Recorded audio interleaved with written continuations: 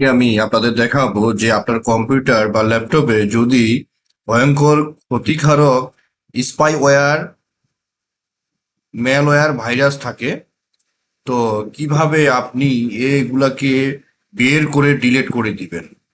এই কাজটি আপনাদের আমি খুব ভালোভাবে আজকে ভিডিওর মাধ্যমে আপনাদেরকে দেখাবো। তো প্রথমে যে কাজটি আপনারা করবেন, উইন্ডোজ বাটন চেপে ধরে আর প্রেস করবেন।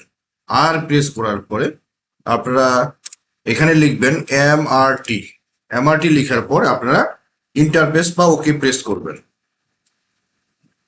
করার পরে আপনার এই ধরনের ইন্টারফেস আসবে, তারপরে ইয়েস বাটনে ক্লিক করবেন। ক্লিক করার পরে আপনার আরেকটি এরকম ডায়ালগ বক্স আসবে, ইন্টারফেস আসবে, সেটাতে আপনি নেক্সট বাটনে ক্লিক করবেন। ক্লিক করার পরে এখানে তিনটা অপশন আছে, একটা কুইক স্ক্যান, একটা ফুল স্ক্যান, একটা হলো কাস্টমাইজড স্ক্যান। তো আপনারা কুইক স্ক্যানে ক্লিক করবেন, টিক মার্ক করবেন।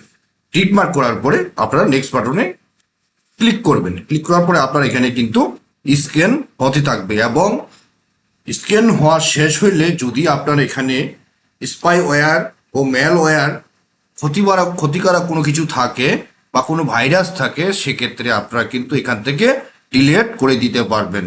তো এই ছিল আজকের এই ভিডিওতে। ধন্যবাদ সকলকে।